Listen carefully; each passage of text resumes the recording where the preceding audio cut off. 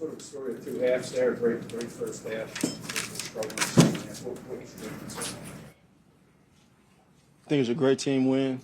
Another gritty win, coming in and finding a way to win. We know this has been a challenging environment to play in and a really good opponent for us over the years. And I'm just proud of the way that we competed. Didn't quit, found a way, played very well situationally to an extent. Obviously a lot that we can improve from, but it's always good to get a win out here, and they don't come easy. And so we had to go out there and earn it, and we did. What worked in the first half, especially against the blitz? Well, it's just about execution. It's just no different than what I've said on a Wednesday talking to you guys. It comes down to execution, and got to execute at a high level and continue to learn as things go on. What do you think held the passing game back in the second half then? I'm sorry? In the second half, the passing game wasn't as sharp. Is there any common theme you saw in the second half that was maybe holding you guys back? Execution. 2 touchdown throws to Goddard. There you go. Both little shovel passes. I know you've had it in the offense for a couple of years now. What's it like to get to that moment to use it?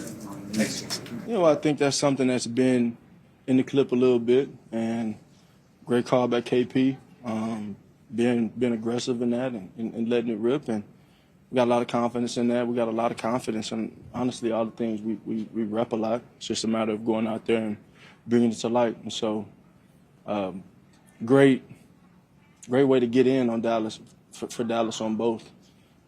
It didn't come easy, but he found a way. And also the football bunch in the past. I'm sorry? When you talk about complementary football, the senior defense made some stops when the offense was sputtering.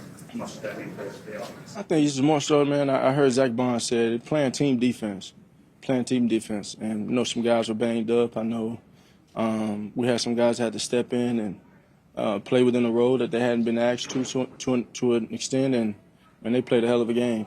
And I think honestly from a complimentary standpoint, you couldn't ask for more in the first half. We just have to put it together as a team, and that's something that you can learn from, and that's something that will be fixed. But we're finding ways to win, and that's what it comes down to in the end. the fake push. A, what was going on there, and B, does that kind of put it into the mind of teams going forward that, hey, they might run a fake on this, I don't have too much of an in-depth explanation for what it was. Exactly what you saw.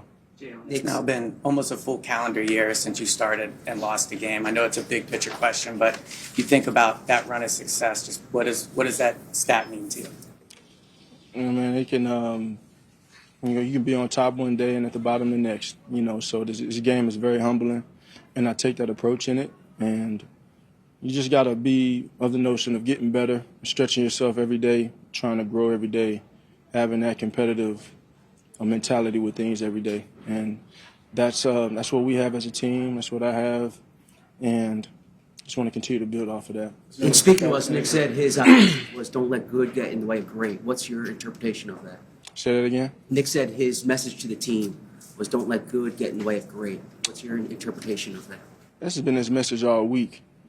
Don't let good get in the way of great. And it's a challenge to not settle for good. It's a challenge to be critical of yourselves as players, as coaches, everybody, and say, how can we be greater than what we are? And so, like I said, it's a humbling game. If you don't have that mentality, then you're really doing a disservice to the game itself. So we play this game to win. We take great pride in winning. We also take great pride in improvement. You guys have talked a lot about them focusing on this season, this particular stadium. But seeing is there is relevance to come out here with a win, and does that reinforce kind of the focus on this? Yeah. I mean, every game is circled, and they're all circled with their own reasons of why. And I think being able to come and find a win in a very competitive and tough environment against a really good team, a well-coached team, that's something you take pride in. And again, you always take pride in the things that you know you can improve on, the things, you see on film when you watch it and say, hey, we can be better here. But there's pride in everything overall. To take the lead on your cleats, said John Air, where did you just kind of come up with that concept, and how creative do you like to get with some of the messaging you have on your cleats when you're out there? That's just something that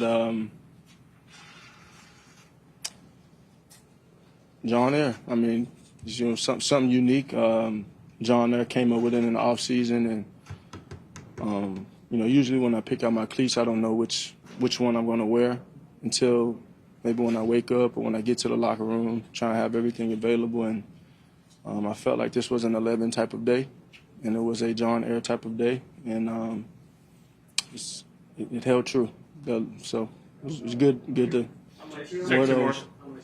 The first time as an offense already up 7-0. Say that again? How nice is it to take the field as an offense already up 7-0? You're not looking at the scoreboard. You're not looking at the scoreboard. You don't play the game that way. And if that question makes me want to watch the film and be as critical as I can be of assessing it from that perspective, having a clicker in my hand. But when you're going out there and you're playing a game, it's about execution. It's not about looking at the scoreboard. It's not about what anyone else is doing. Obviously, you have a ton of trust in everybody around you to go out there and make plays, and that was a big time playing the game. At the same time, the game goes on, so you have to play the game as such. Those plays matter. Those plays are important. Those plays build a next level of enthusiasm and energy. But we know those things can end and begin at any moment. So just gotta play within yourself each play and take it a play at a time. But great overall complimentary play. With it starting like that and defense playing the way they did, and then us being able to capitalize in the first half and being able to hold them off in the end. Jordan Mailata said it feels like you guys are in a good place. When you left here after week 4 last year, you were soul searching. Where do you feel like you guys are? And would you agree with Jordan that you're in a good place as a team, especially compared to a year ago? It's a matter of how you look at it. I think we were in a good place at 2-2 last year. We had a lot of opportunity in front of us. I think we're in a good place now, no different, because we had a lot of opportunity in front of us. And so we're looking at the standard of execution. You guys may look at the record and say, well, be a hound for negativity in some regard, but regardless of where you are, when you're this early in the season, you're still searching to try and elevate and play to a standard of execution. And so great opportunity in front of us as a team to continue to build, continue to grow, have a desire to learn and support the collective of what we do. I've said before, talent wins you games, but, a certain level of team, collective play, collective attacking, and intelligence in the game, that wins you championships. And so we just want to continue to build in that direction. Okay, thanks, John. Thank you.